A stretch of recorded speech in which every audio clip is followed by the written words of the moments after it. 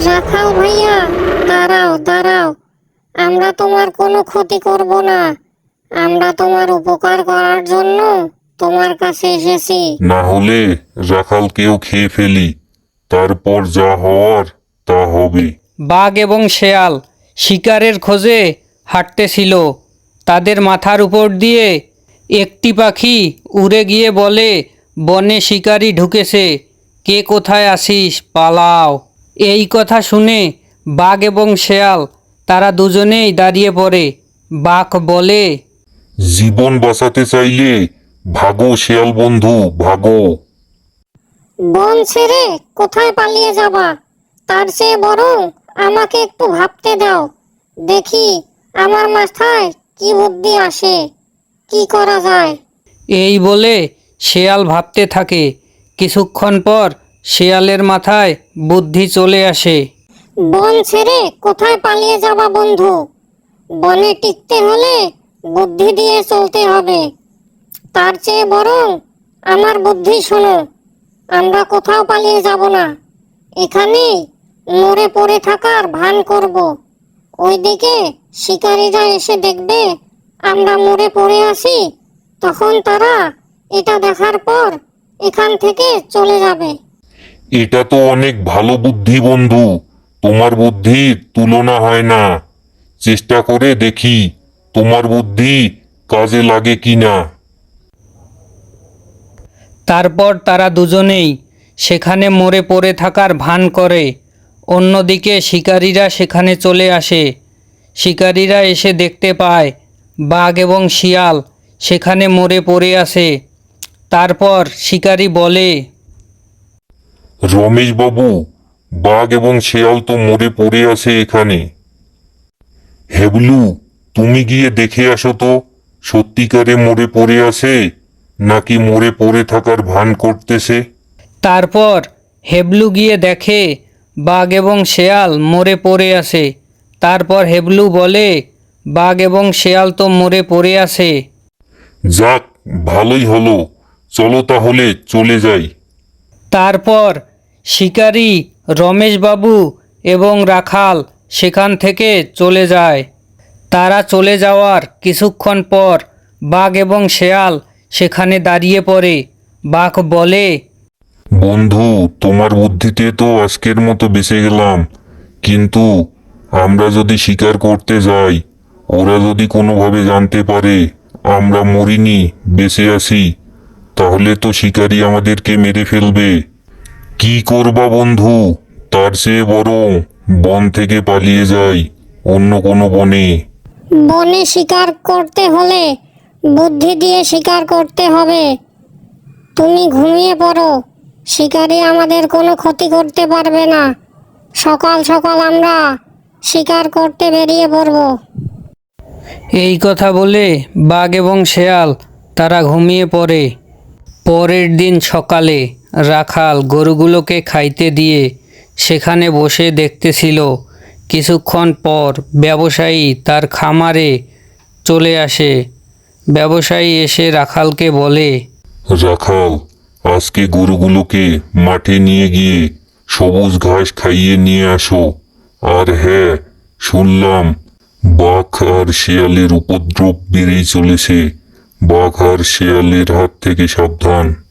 ঠিক আছে মালিক, আপনি কোনো চিন্তা করবেন না, আমি গরুগুলোকে মাঠে নিয়ে গিয়ে সবুজ ঘাস খাইয়ে গরুগুলোকে নিয়ে আসতেছি।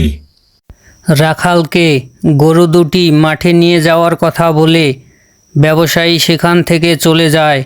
অন্যদিকে রাখাল ব্যবসায়ীর কথা মতো রাখাল গরু দুটিকে নিয়ে মাঠের উদ্দেশ্যে রওনা দেয়। গরু দুটিকে মাঠে বেঁধে রাখাল সেখানে বসে দেখতেছিল আর ভাবতেছিল কবে গরু দুটির বাচ্চা হবে এবং ব্যবসায়ী কবে রাখালকে পুরস্কৃত করবে। অন্যদিকে বাঘ আর শেয়াল তারা দুজনেই ক্ষুধার্ত অবস্থায় শিকারের খোঁজে বেরিয়ে পড়ে। কিছু দূর গিয়ে তারা দুই বন্ধু শিকার খুঁজতে খুঁজতে দেখতে পায় রাখাল দুইটি গরু মাঠে বেঁধে রেখে সেখানে বসে দেখতেছিল।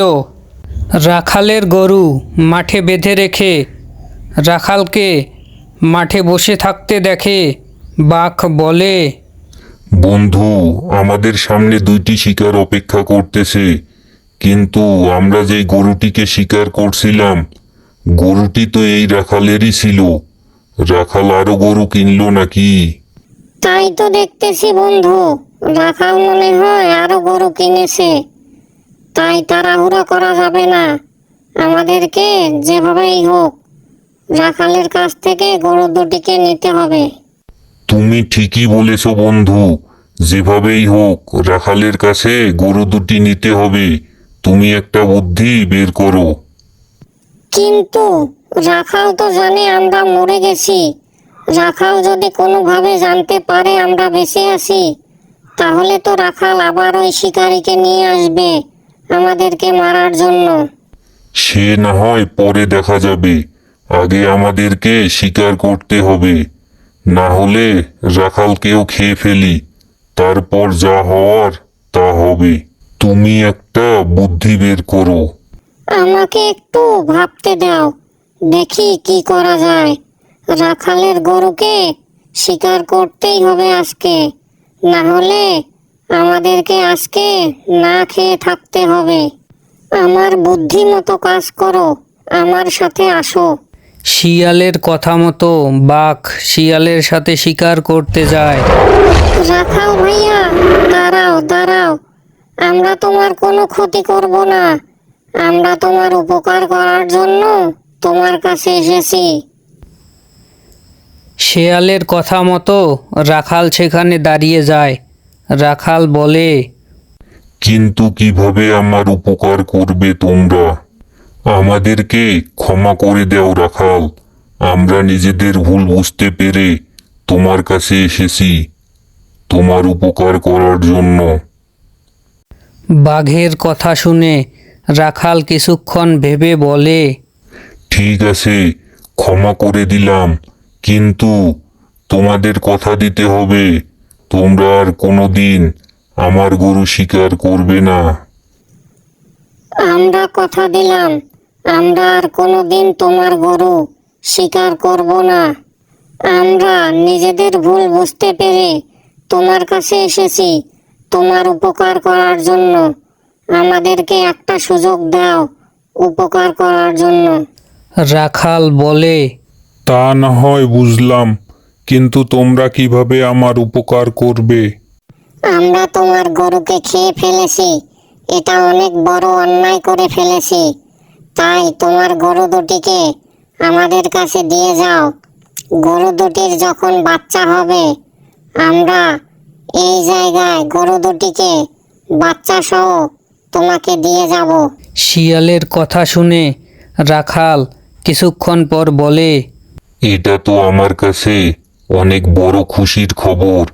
ঠিক আছে, গরু দুটিকে আমি তোমাদের কাছে দিয়ে গেলাম।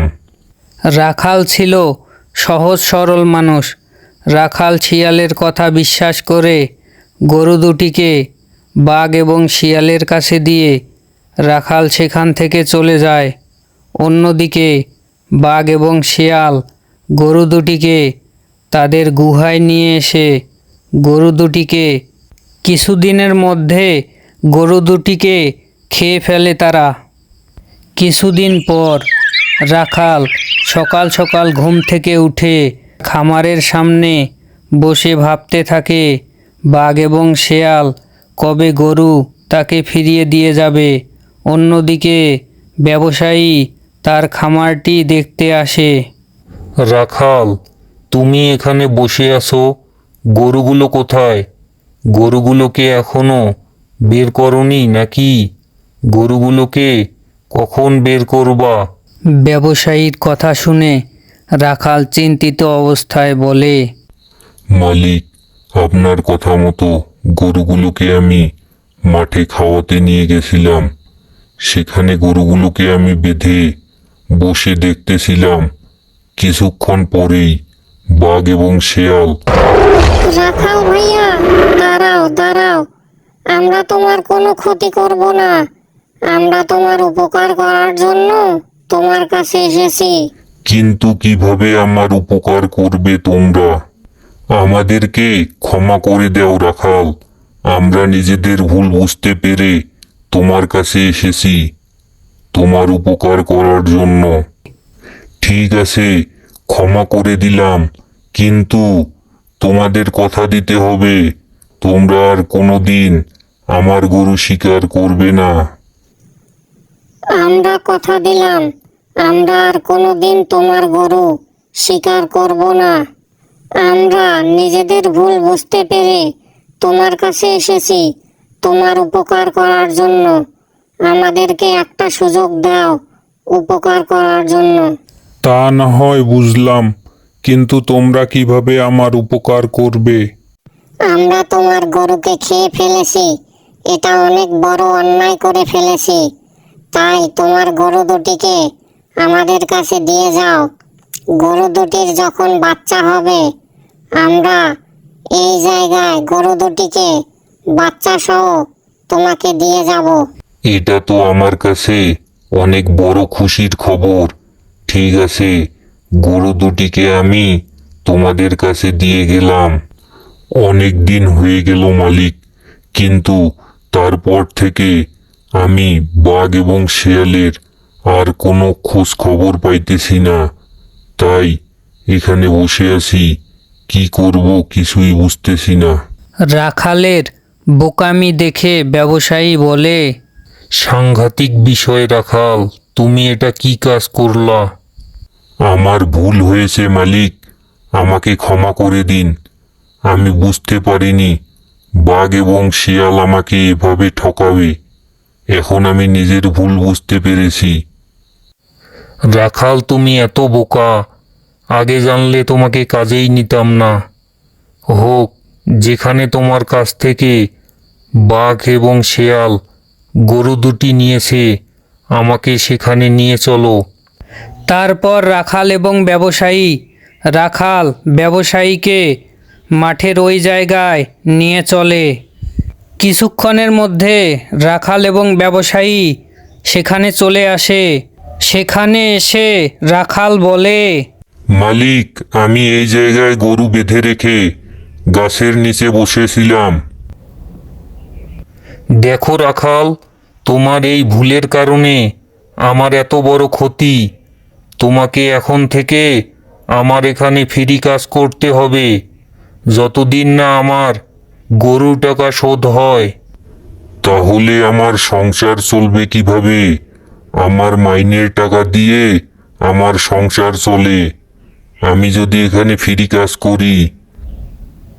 রাখাল, যতদিন না আমার গরুর টাকা শোধ হয়, তুমি আমার ওখানে থাকবা, খাবা, গরু দেখাশোনা করবা, কিন্তু আমি তোমাকে কোনো মাইনে দিতে পারবো না। তোমার সংসার চালানোর জন্য তোমাকে প্রতি মাস সামান্য কিছু টাকা দিব। এই কথা বলে তারা দুজনেই খামারের দিকে রওনা দেয়।